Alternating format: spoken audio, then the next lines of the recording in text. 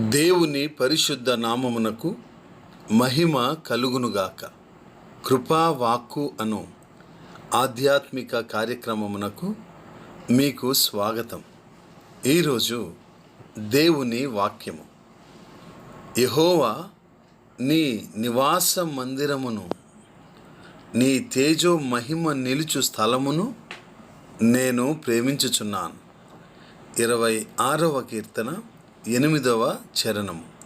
ప్రియులారా, దేవుని మందిరమును ఎవరైతే ప్రేమిస్తారో వాళ్ళ జీవితాల్లో దేవుడు సంతోషాన్ని, ప్రభావ ఘనతలను, సమృద్ధిని, మేలులను అనుగ్రహిస్తాడు.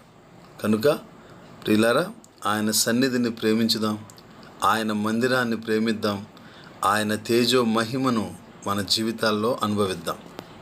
అట్టి కృప దేవుడు మనకు అనుగ్రహించునుగాక. God bless you all.